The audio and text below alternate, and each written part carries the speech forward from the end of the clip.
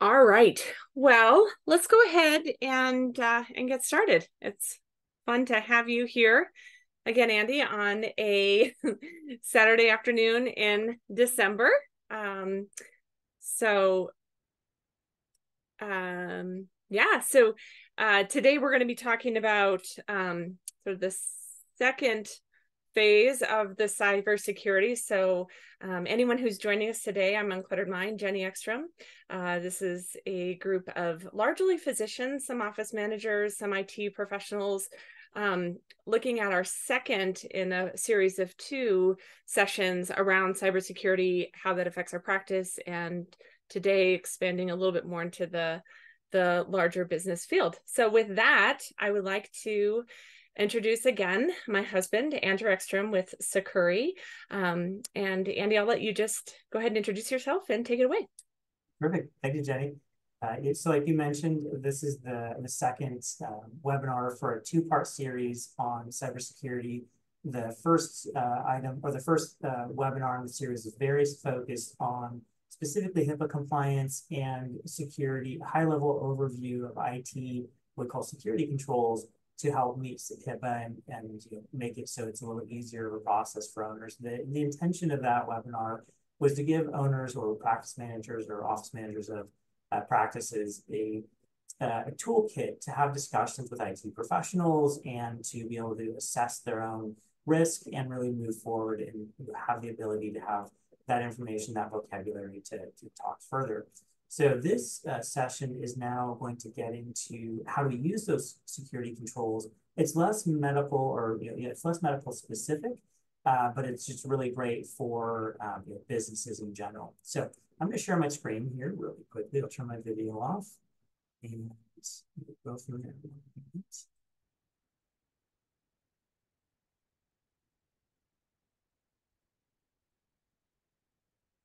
All right, Jenny, can you see the screen? Yes, I can. Thanks. All right, terrific. So the title of this webinar is the next generation of cybersecurity techniques. And what I'm going to be discussing in this webinar is the techniques that my IT services firm utilizes on a daily basis to help our customers. So just really briefly, I'm a managing partner at Succurri LLC. I'm trained in network engineering. I've been doing it for about 23 years. Succurri is a technology consulting firm. We service customers across the Western United States. We have physical presence in 4 locations, we have 28 staff members, 20 of them network engineers, 4 software engineers, and 4 administrative staff. So just as we get into this, just a reminder to everyone that this presentation is for educational purposes only, and this information shouldn't be construed as legal advice or that it shouldn't be construed as a relationship, as a professional relationship. So the next generation of cybersecurity techniques that we use in our own firm, you really can't even find a book that you could learn about these. These are techniques that are developing on the frontiers of cybersecurity as we learn to treat or to fight against threats that are emerging. And we find these to be extremely successful in preventing. It's a much more proactive approach versus reactive. I'm going to quickly just go through these, but then I'm going to dive into a case study, which I think will help lay it out a little bit better. So the techniques that we use now are dark web scanning, identity theft protection, cybersecurity insurance, zero trust networking. We use logging and a technology called SIEM. We use email technologies called SPF, DKIM, DMARC, and we recommend phish testing. So all of that being said, those are all technologies. We always find it's important to know the why before you do the how. And so the why is the money. The money is the answer. We all want more of it. And it's not just those who legally earn it, it's those who illegally earn it or illegally take it as well. And so money is really the primary motivation factor in cybersecurity at this time. In the olden days, 30 years ago, it was all about the ability to actually breach a system, show people how smart you were, how clever, Then it grew into the hackers wanted to show how well they could spread a virus, how fast they could get it around the world. There was a certain component of chaos. They wanted to break things and show how powerful they were. And then as we've combated all of those threats, we've really gotten to the point where it's now just about money. So what we see now is it's primarily organized cyber criminal syndications. They are all around there, Asia, Russia, Eastern Europe, Africa. They do really well. They seem to blossom in places that have unstable governments, large populations without easy access to legitimate work. Every population has very smart people, and technology is pretty readily available. So these criminal syndications, they go through, they train people, they put them into this mode where they're doing hacking, and they make a lot of money from it. It's about 13% annual return on investment in cybercrime. So you can pretty much do better in cybercrime than you can in the stock market. So when we start out with the why, the question, well, what I get is from customers is, why would anyone have any interest in me? I'm a small company. What could they want from me? I'm not Target or MGM Grand or the big hacks that have happened. So the reality is these cyber criminals aren't looking for hundreds of millions of dollars. They're looking for $10,000 to $20,000. And all they need is a one-time event to get that. So every business, or the majority of businesses that we work with, they have a payroll, they pay vendors via ACH transfers, they have bank accounts, and they have more than $10,000 to $20,000 happening in those events on a regular basis. So the cyber criminals want the small business. So we basically, what I say, it always starts at the end, and it's helpful to know the end result so you can start at the beginning and have perception as far as how that should look. So every breach or every system that we put in place, you should really evaluate through the whole scope of the cybersecurity implementation and make sure that you understand the outcome of what you're looking for. And so the two areas that we find to be extremely successful in cybersecurity breaches are money transfers and ransomware. And so I'm going to go through the two case studies on this. I'll then apply all of those technology techniques we talked about earlier to help you understand why it is that these things are so successful and that it's actually pretty easy to prevent them. So money transfer, basically, from a high level, a cyber criminal syndicate, they seek to intercept or redirect money transfers for payroll and vendor payments. Those are the two that we see that are the biggest. Ransomware, those same criminals seek to sell your company's data and then hold it for ransom. And then they also, we're now seeing an emerging trend where they actually hold your systems for ransom, which we'll talk about that in a little bit. So delving into money transfers, like I said, the criminals are looking for $10,000 to $20,000 transfers. That's what they want. They don't expect to ever hack you again. They're just looking for a one-time shot. And so payroll is a really big one because businesses pay their employees. Payrolls are generally 10 plus. 20,000 is not an uncommon payroll for a smallish size business. So it's a perfect target. Cyber criminals target small and medium-sized businesses because they don't have great security controls in place. They're easier targets, and they oftentimes have one or two people that manually process the payroll. And so it's a lot easier to engineer those folks to get them to transfer money to the wrong account. Vendor payments. This is an emerging trend that we've seen in the last 6 months. It's become actually extremely effective. And so what's happening is the cyber criminals are intercepting communication between the customer and their vendor, or sometimes the customer is the vendor.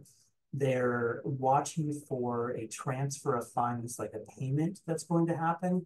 And then they basically intercept that payment through convincing the customer or the vendor to use different bank accounts. And right now, this is is very successful because it doesn't actually require any hacking. It just requires social engineering. So we'll dive into that here in just a moment. So how do they get into the system? And so I'm going to go through the workflow of a payment transfer hack. And this is really designed to help a non-technical person understand the process that this happens. So, I put in here how to collect thousands of dollars electronically.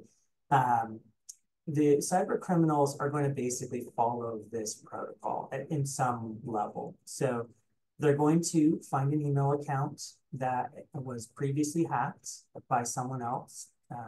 So in my scenario, many, many years ago, I used an app called MyFitnessPal. It was the company was hacked. That hack included my email address and my password.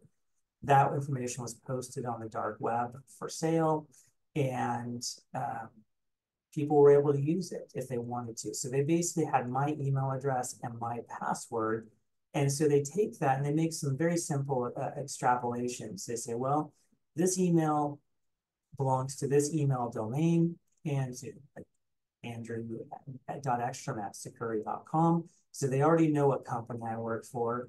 They're going to make the assumption that I probably use a Microsoft 365 email system or Google Gmail, because that's the majority of the businesses in the United States use those. And so the first thing they'll do is they'll go try and log into my email address or my email account with the password they had.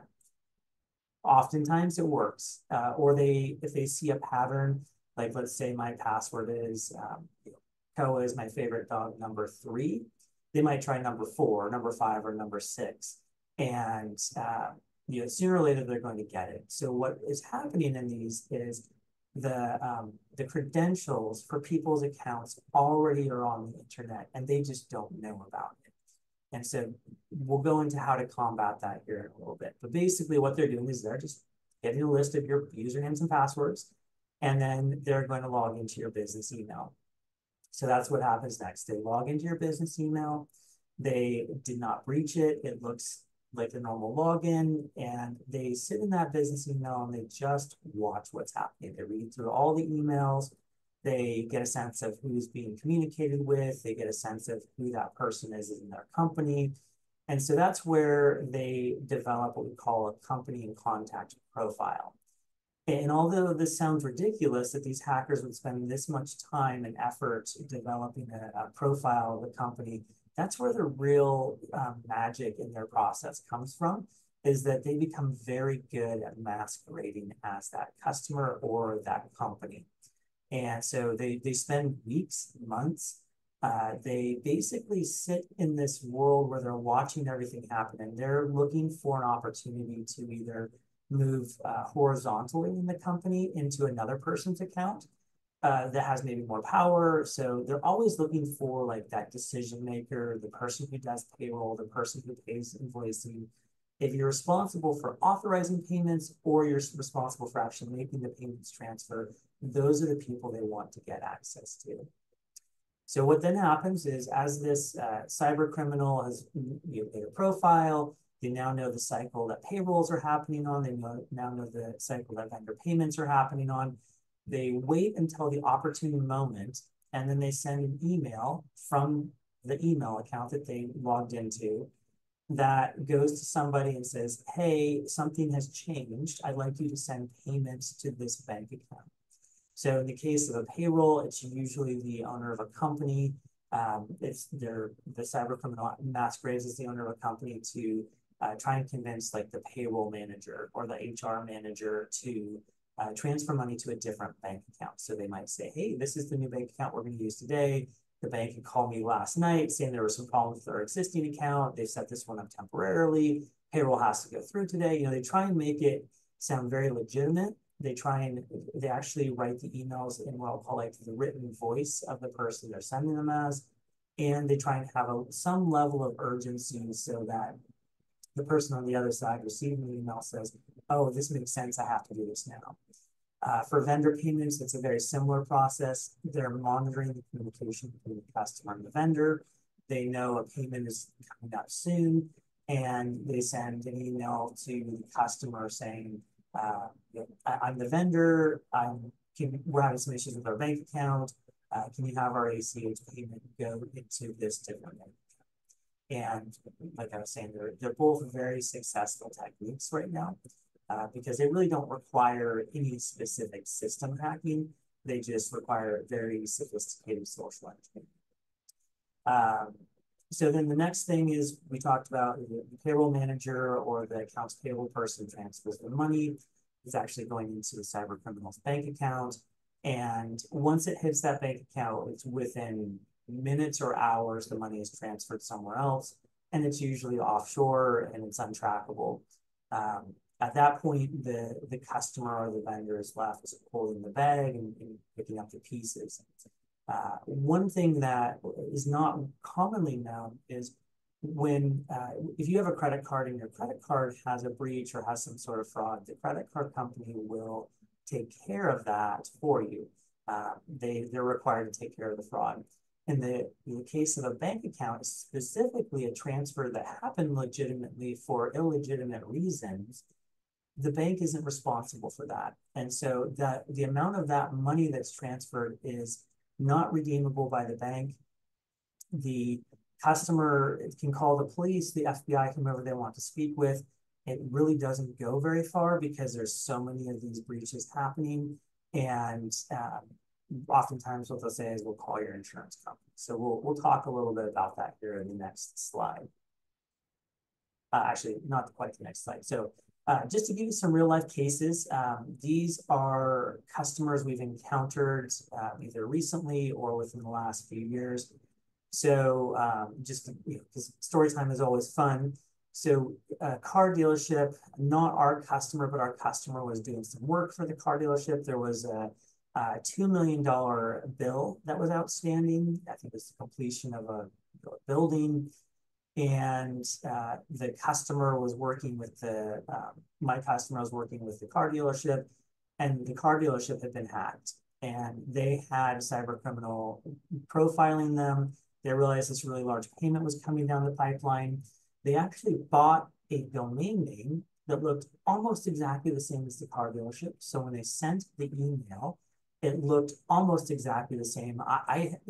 They replaced a W with two V's that were right next to each other. It was such a subtle detail. And when the payment was coming up, the cyber criminal sent my customer, the vendor, an email stating, hey, this is the bank account we want the payment made to. For my customer, that's fine. They don't care where it's going as long as their customer receives it. It was the amount of $2 million and it disappeared. So that car dealership then had to initiate their fraud process. They got their attorneys, their insurance companies involved. My customer technically had done nothing wrong and had followed what looked like directions. The problem was the car dealership, they'd gotten stung for a pretty big price tag, so they wanted to suck in as many people as possible. In this specific situation, the customer we had paid for our advanced managed security services. So one, we were engaged with them, and two, we had a ton of logs and controls in place to show that it wasn't our customer that was breached. Another one, we have a plant farmer. They were a vendor of one of our customers, and our customer tried to pay them $16,000. The money was sent to the wrong bank account. Once again, insurance companies, attorneys are getting involved. Everyone in those scenarios, everyone blames each other, right? No one wants it to be their fault. With title company, so this was a little sadder of a story. Title company owned by a small family. They had, the owners had gotten a little older. The whole cyber world was just not really something on their horizon, but they started doing electronic transfers to finish the escrow transfer payments, when you're buying a house. And, in the days, they used to walk across the street to the bank and put a check in the bank account. They started doing electronic transfers. The cyber criminals, unfortunately, figured this out, and they were able to convince the title company to transfer $50,000 to the wrong account. So in this case, these people had to come up with that money on their own. Cabinet maker, payroll fraud of $20,000. So the cyber criminals waited until the day that the payroll was being transferred. They sent an email as the owner of the company to the payroll manager, and the only actually in this case there was no loss of funds. It would have been about 20,000. The payroll manager, though, was in the office next to the owner and said, reached around the corner and said, "Hey, why are you making this change this last minute?" They said, "I didn't make that change." And so they realized they had been breached, and were thankfully they did not transfer payroll. But it does happen. These are real life cases that we've dealt with in our practice. So oops, I have a little space there in my prevent, but how to prevent a payment transfer hack. So a couple of things. So we're just going to go through each of those items in the previous slides, the workflow of the hack. So your credentials are available from a previous breach, right? So I talked about my MyFitnessPal, that my credentials were on the internet from a previous breach. One thing, MyFitnessPal never notified me of the breach. They didn't tell me, they didn't have an in-app notification. So in my mind, they didn't do a good job of taking care of me. And that's pretty common with what we see. So how do you prevent your credentials from showing up in a breach somewhere? So they are going to get breached. It's just the nature of the beast. But there's ways we can really minimize the impact. The first thing is having some sort of dark web monitoring. There's tools out there that allow you to do a dark web scan. They look for your email address or your company's domain, and then they search for anything that relates to it. So if they find your email out there, they will let you know, and then you can get a sense of how extensively your passwords are available on the internet. The second component of that is identity theft protection. So an identity theft protection company or service, they're monitoring the dark web as well. And when they find something, they notify you ahead of time. So in the case of MyFitnessPal, I received a text message one morning shortly after the breach, and which I was unaware of, the breach. And they said, "Hey, we found what looks like your email and your password on the internet." And so I went, I looked at the text message. They said, "Is this your email? Is this your password?" And yes, they were both were my email and password. And in that moment, I quickly realized that it was the same password I've used for probably 2 decades across every system I had: banking, finance, personal investments, healthcare, whatever it was. It was the keys to pretty much everything in my kingdom. So I had the luxury of being notified ahead of time. So I had the luxury of time on my side. So I basically cleared my morning. I went through and I logged into every single system I could possibly log into. And I was able to get ahead of things by changing the password. So that's the most important thing, is you want to be aware of what's happened, how much of a breach, how many of your passwords are breached. You want to be notified as soon as possible when one of them does breach, so you have a little bit of time to be proactive about it. And then you want to have password management, which I'll come into in the next section here. So in our previous slide, we talked about once the person has the credentials, they log into the email account. And so how do we prevent that? One is unique passwords. And I will tell you, this is probably the most important technical thing I'm going to recommend in this whole presentation. Is if you have a unique password for every single account you use, a breached password becomes much less significant, because that password is only going to be for that one account. So your scope of how much damage can be done is greatly minimized. When you have a lot of passwords, so if you have a unique password for every account, that's a lot of passwords to remember, and it becomes a real challenge to remember them. And so one of the emerging technologies that we utilize is called a password manager. We recommend 2. One of them is called Keeper, which is what our customers use. We use one internally called Bitwarden. They're both great, but in the end, basically it's a program that keeps all my passwords. I have it on my mobile phone or my computer, my iPad. And then every time I create an account, I use the password manager. I create a record for that specific account. And then on top of that, I use the password manager to generate a unique, very complex password. So I don't even know my passwords anymore. I know the login to my password manager, and that's about it. And then on top of the password, so we call that good password hygiene, multi-factor authentication. So you may hear that called like MFA or 2FA, but in effect, it's basically when you log into something, let's say it's your computer or your email account, you are getting prompted for some other code or something else to tell the computer that you are who you are. A lot of systems will send a text message. Some of them will send a code via email. Some systems use an authenticator app on your phone that you can then use the code. The multi-factor authentication is really the only thing that's preventing breached accounts from not being exploited. So if the passwords are the most important thing I talk about, then multi-factor authentication is the second most important thing.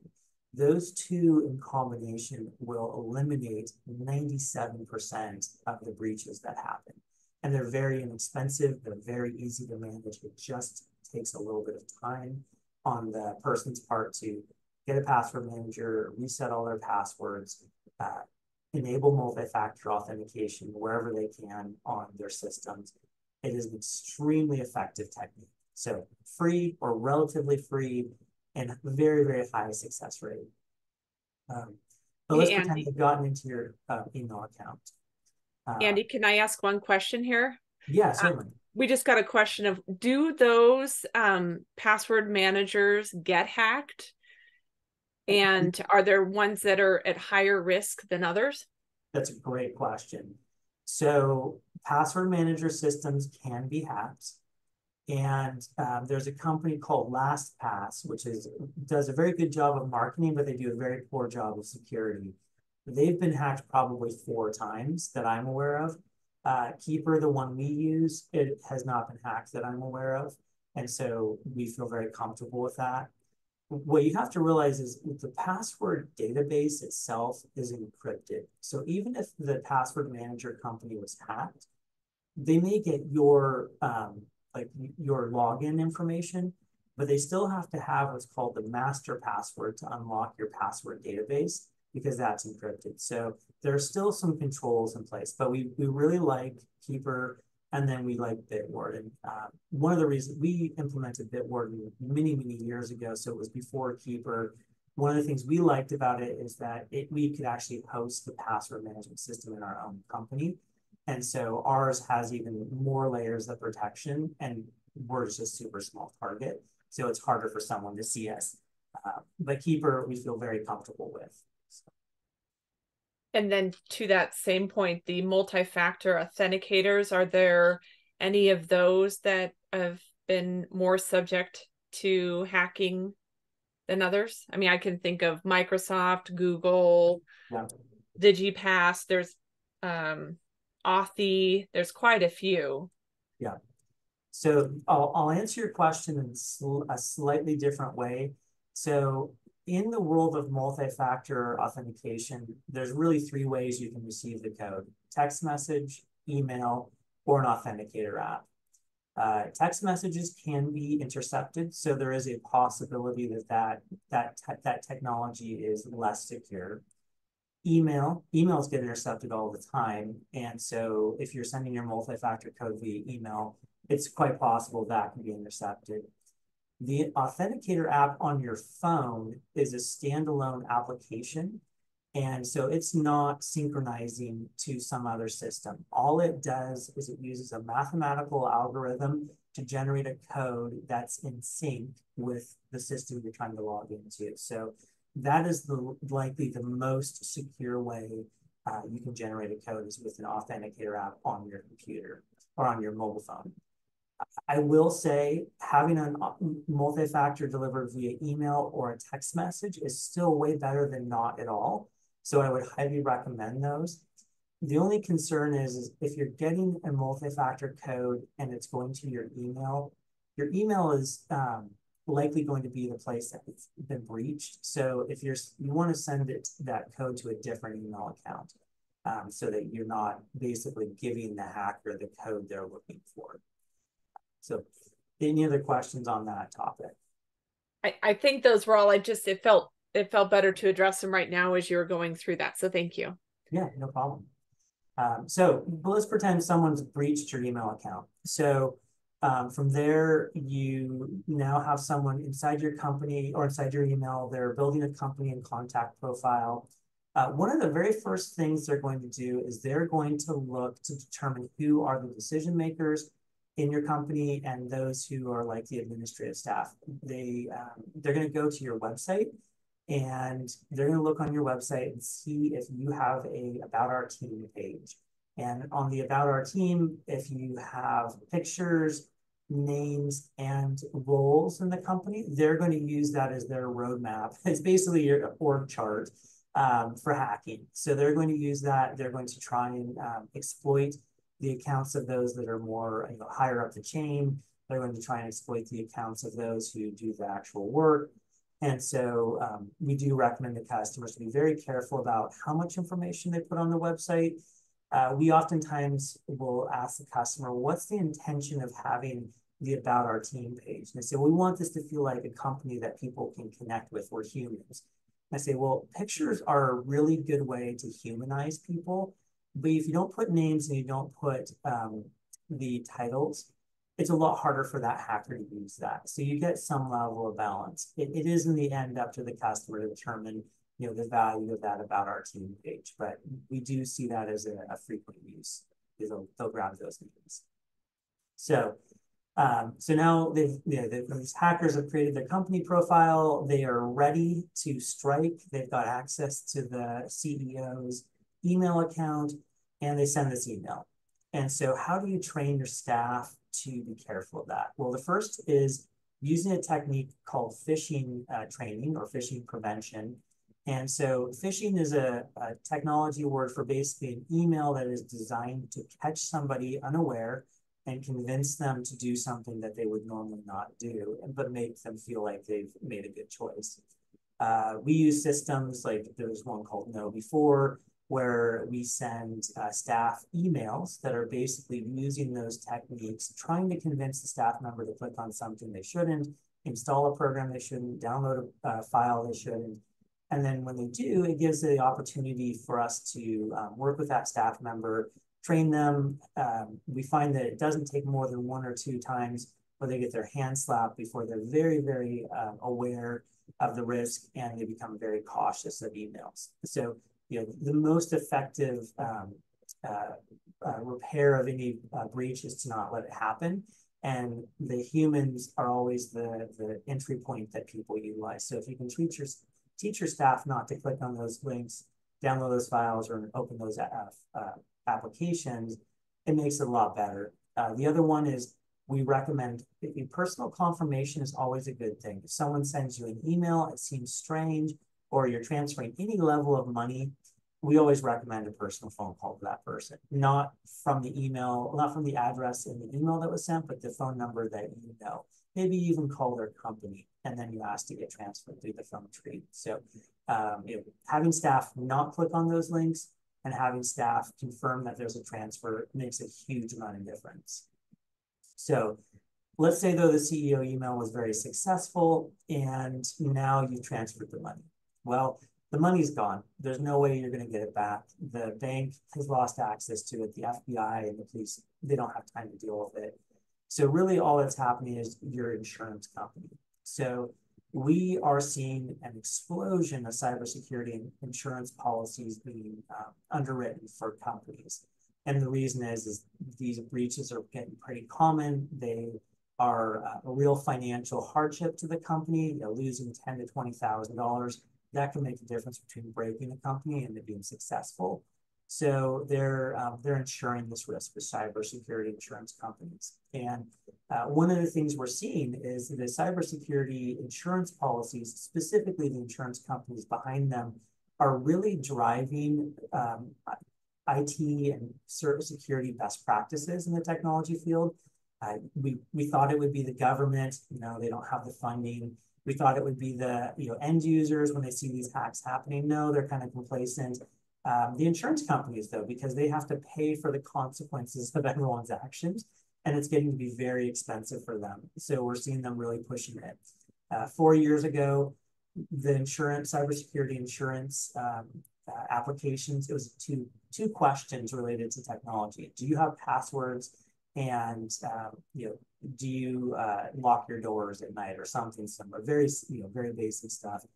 Those same questionnaires now are multiple pages, and we're getting to the point where it's requiring our in-house security experts to actually do assessments. And we've gone to the point now where we won't sign those documents unless our customers have our advanced managed security packages, because we're saying no a lot, and then that could potentially damage that customer's ability to get insurance.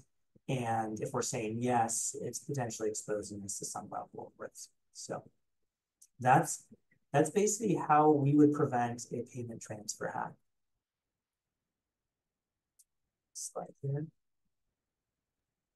So the next most common hack that we see is ransom. And basically, what they're looking to do is exploit a business's weak spots. And how do you do that is you prevent the business from working, right? So it's Monday morning, your staff is all sitting in their desks, you have customers lined up the door, you're ready to make some money, and people can't log into their computers, or they can't open their business system, or they can't make the sale to the customer, or the customer can't process their credit card.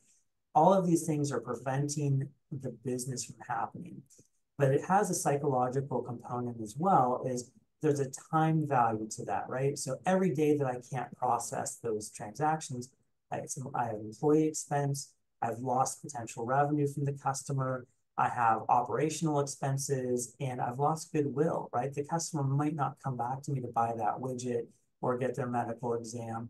They're going to go to the next guy down the street who's working just fine. So these cyber criminals really leverage the urgency of the day, right? You have all these things in place, these expenses to process transactions, and they know that. So basically, there's two things that they're looking for, is to ransom your data, because if you don't have access to your information, it's really hard to do business, and also ransom systems. And the ransoming of the systems has become a new thing we've seen emerge within the last few months. I'll talk about it in a second, but there was a very high profile breach of two gigantic casino companies in Las Vegas, and we saw some really new techniques emerging. So how do they get into your system this way? So we'll talk about the workflow of the ransomware hack. It's slightly different than the payment transfer hack, but it uses a lot of the same technologies. So, once again, how to collect thousands of dollars electronically. So you send a phishing email. We talked about those earlier. It's an email that is designed to trick a staff member into thinking they're doing something they should be, but they're doing something they shouldn't be. So they send a phishing email to a staff member at a business. The staff member opens the email and unintentionally installs a remote control program. That hacker gets onto that person's computer, let's say at night or on the weekends, or when the computer is idle and they don't expect to be caught. And they explore the computer, they explore the network, and then they begin to once again develop that company profile and that contact profile. So the company profile and contact profile in this scenario is less about leveraging that to get someone to transfer money. It's more about understanding the value of your company, because when they're calculating the ransom they're going to charge you, they want to know if you're a $100,000 company a year or a $100 million company, because your ransom is going to be significantly more the more money you make every year.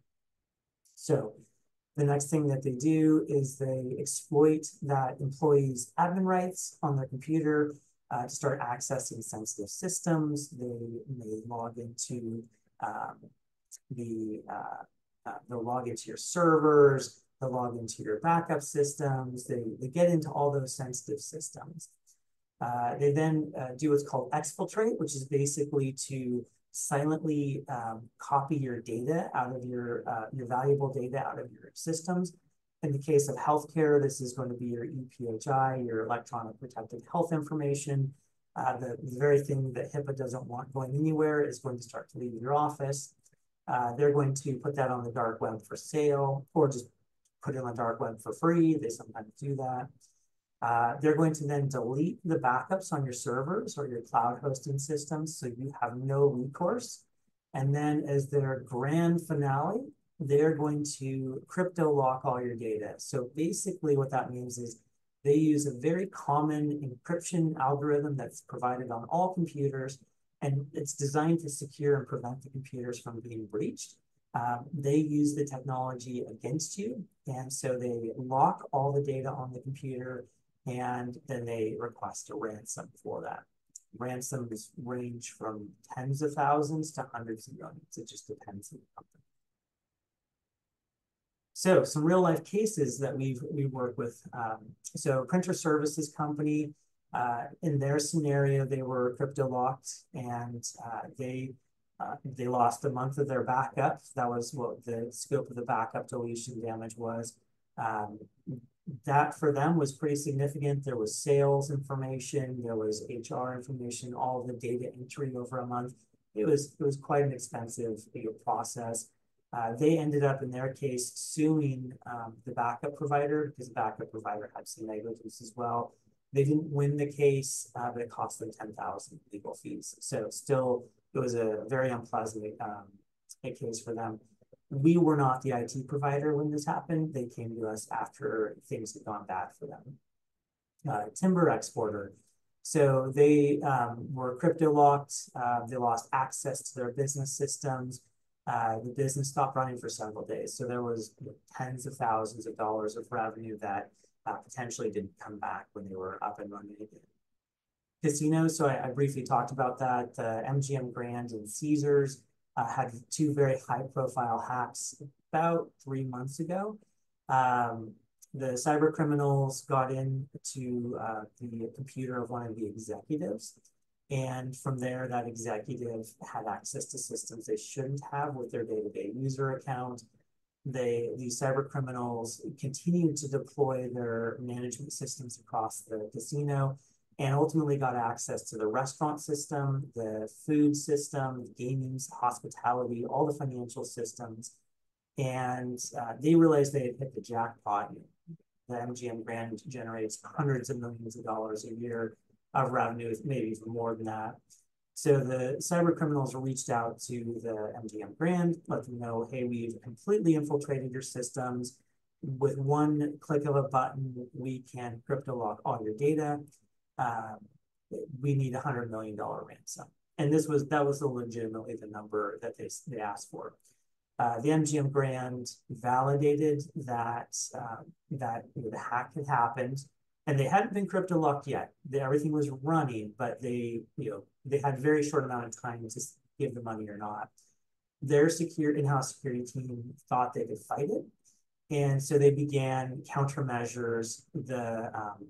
The hackers knew that was a likely outcome, and so they had also planted basically these ransom bombs in, like I said, the restaurant, food, gaming, and hospitality system. So not only did they encrypt all the data, so the operational staff couldn't work, they also encrypted all of these systems, so no guests could eat or check into rooms or gamble or buy things. So they ended up paying that ransom. I think it was 80 million more by the time they ended up paying it. The same group likely hacked Caesar as well.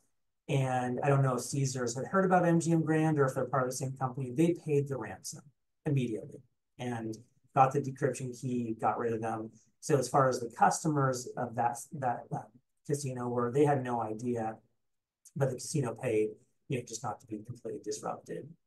And then the last one, we had a hockey team. This was before our time, but they came to us afterwards once again.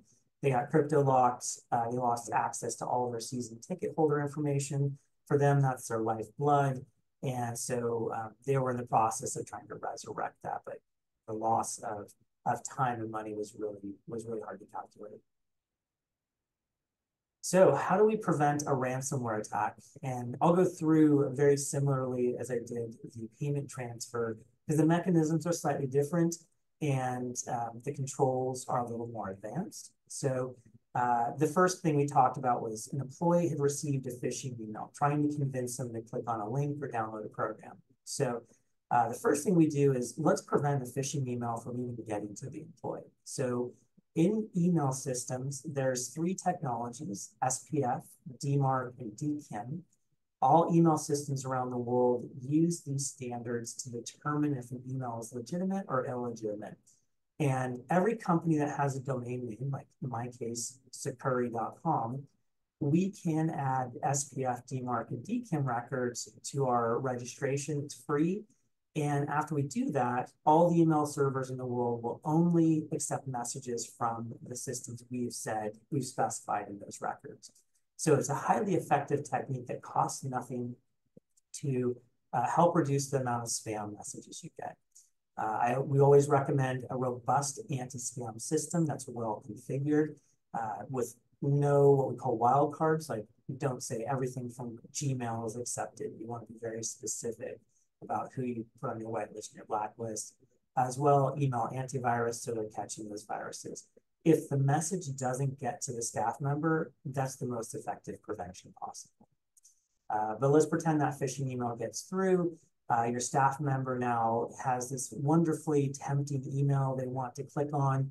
So if you do that phishing prevention training like we talked about earlier, where your staff member says, okay, my instinct says click because I can't help myself, but my training says be aware, be cautious, confirm. If they don't open the email, it never can become a problem. So let's pretend that they couldn't help themselves and they clicked on the link, they unintentionally installed the remote access program. So now you've got a remote control program on your PC. So there's some things we can do to prevent that as well. So admin right restrictions. And so basically admin rights are the ability on your computer to do anything you want. That's not a good practice. What we recommend is you have your account have permissions to only do the things you need to do your job every day. If you want to install software, change settings, modify passwords on your computer, have a special account that has admin rights, but don't use it every day. Because whatever permissions your account has on that computer, the hacker is going to have those permissions too, and they're going to exploit those.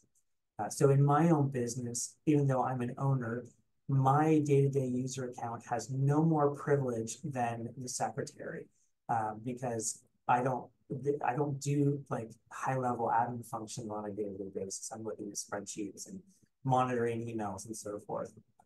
I have an admin account I can use when I need to do those high-level things. That technique became so effective, we actually required it across our customer base. And we went from probably 3 to 4 virus cleanups a week to, I can't actually remember the last one we've had in 10 years. So removal of local admin rights, which costs you nothing, is an extremely effective technique.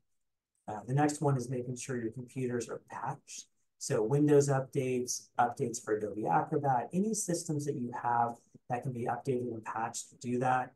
Have computer antivirus software on the computer and have that constantly scanning. Those 3 things will effectively prevent a remote control program from taking root. But let's pretend that you didn't have those things and it got through. So now you have a hacker exploring your network and you are basically, how do you prevent that? So you have firewall rules. You have MDR, which is basically it's an emerging technology. And so MDR is to have a monitored security system. It usually comes through antivirus, and they're looking for what we call horizontal movement. So hackers love to hide in the shadows, but from shadow to shadow, there's a little bit where there's some light. And these systems look for the movement between the shadows that a normal antivirus wouldn't catch. A SIEM, that's a logging system that tracks unusual behavior, uses AI technology to find those unusual movements, and then just general monitoring. The next one is we develop, let's say though you don't have those rules, they develop a company contact profile for you. So we talked about removing staff names and positions from the website. So let's just say though none of these controls are in place and these people get access to the servers.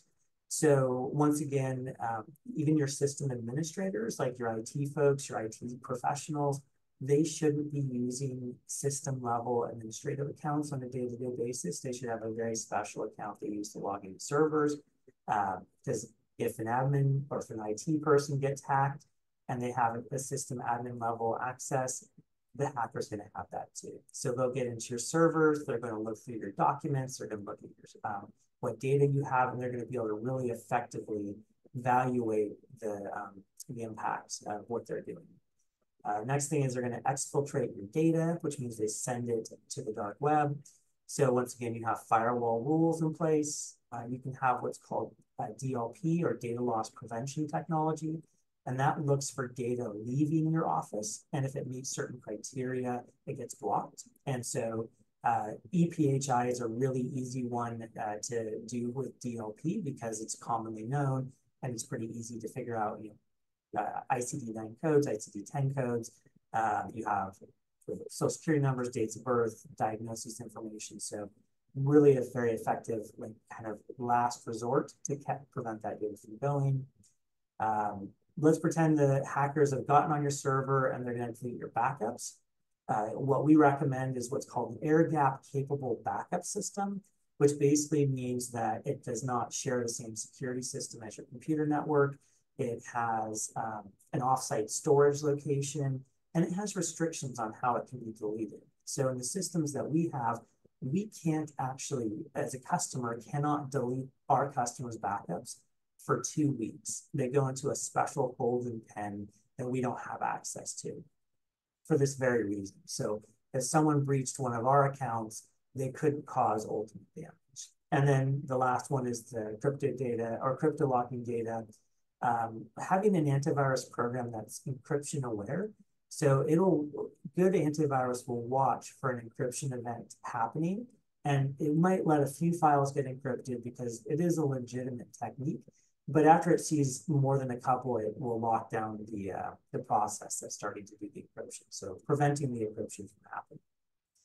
So let's see here. So just really quickly wrapping up, because I know we're nearly at the end of our time here. So this slide actually came from my first presentation. I still think it's really important information for everybody. And these are our best practices to mitigate your risk. And if you have questions, actually, Uncluttered Mind MD has the first recording if you haven't watched it. I highly recommend you go back and watch it. It gives much more detail. But basically, from a high level, our recommendations are good password management, enable multi-factor authentication, have a really solid backup and disaster recovery plan, remove admin rights because people just don't need them on a daily basis, have great antivirus and anti-malware, secure your email systems, patch your systems and update them regularly, and train your staff to be cautious and keep their eyes out for things.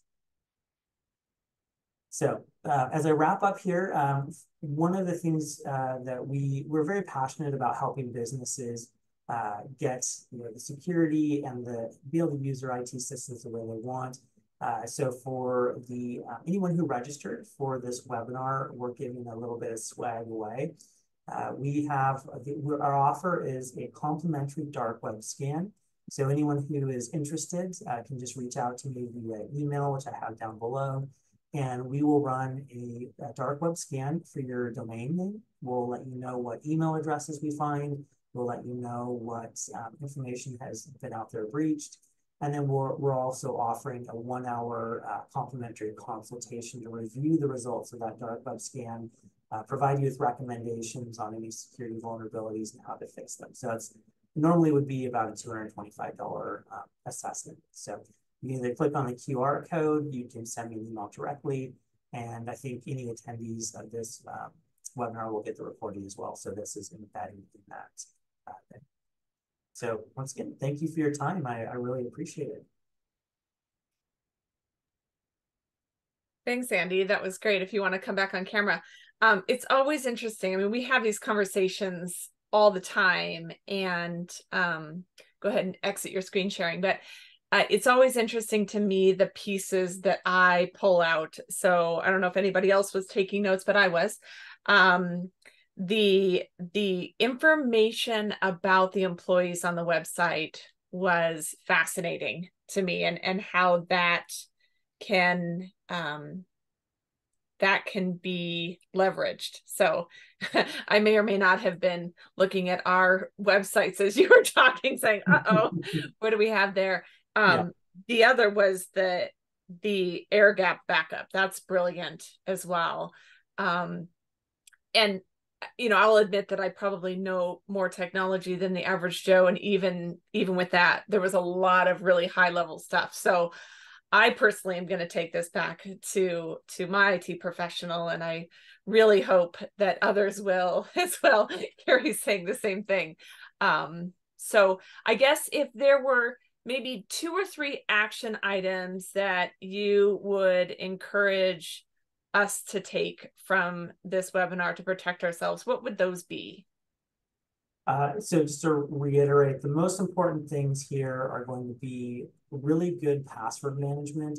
If you have a unique password on every single account, it makes it really hard to have a hacker get any latitude in their breach. So that'd be number one. Have the passwords be randomly generated, because passwords that are common are easy to hack.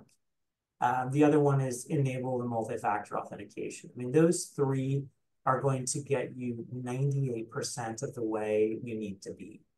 And they also meet HIPAA compliance guidelines, so they're just really good to do as well for that standpoint. Yeah. And I guess it's been maybe about a year now since you introduced me to Bitwarden.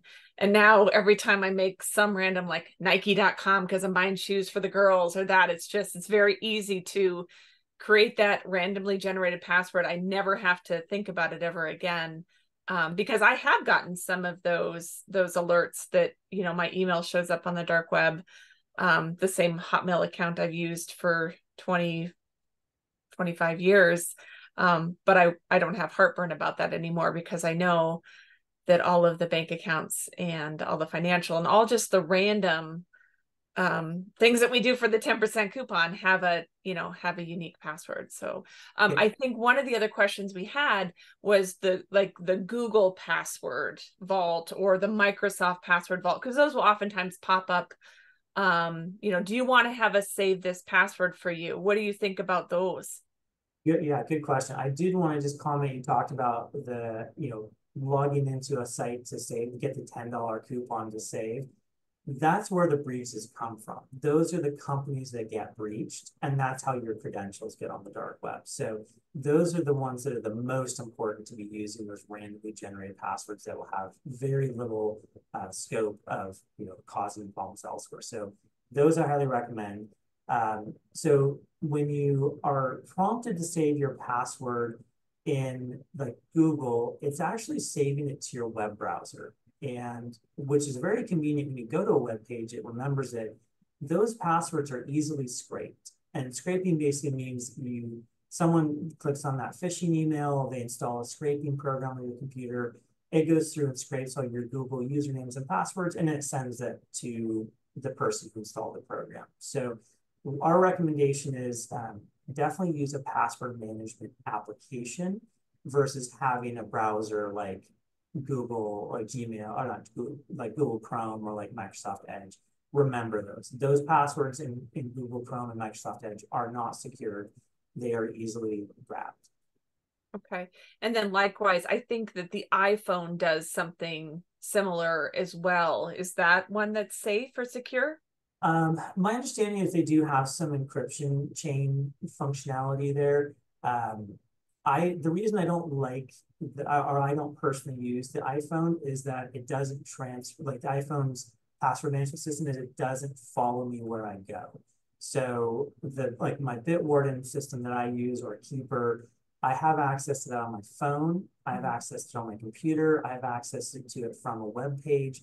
So it's everywhere. And the more prevalent and accessible your password manager is, the more likely you are to use it. And that's really the key. Password managers are about ease of use. So if your Apple phone and remembering your passwords in its chain is fine, then that's great. But if you're like, oh man, on my computer, I don't save any of those passwords, I really recommend a more thorough password manager. Okay. And so for a small business, because obviously we've talked about this before, that, I mean, you know, that security is a big line item cost. What do you think, like, a out of the box sort of best practices, like, that cost would be for maybe like a 5-person business? Yeah, it's actually not as expensive as you think. And so for us, so in the IT world, there's companies called managed services providers, and we provide IT support for small and medium-sized businesses. That's our focus. For us specifically at Succurri, we have grown enough that we've been able to develop also what we call a security team, or a SOC, Security Operations Center. And so we've been able to leverage, I just sent the same thing. So we've been able to leverage our knowledge in IT and security to help deliver a package to customers that's a better fit. But just to give someone some sense. So if someone came to us and they had 5 employees, we today would charge them $105 per computer per month. So you get all the, in that scenario, it's all the IT support that comes with just managing an office. If they only wanted security, we charge about $80 a person. There's a combination of person and PC, but let's just say it's about $80 a person per month. They get all those techniques we talked about, right?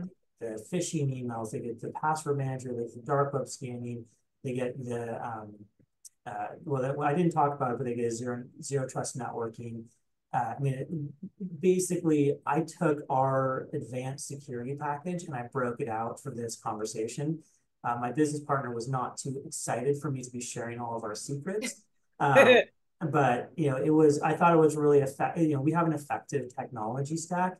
And so I thought it was important to talk with people about that. Like, how do professionals deal with that? And if you look at it from the standpoint of it's $80 a person per month, that's not that expensive to prevent a multi-$1,000 hack.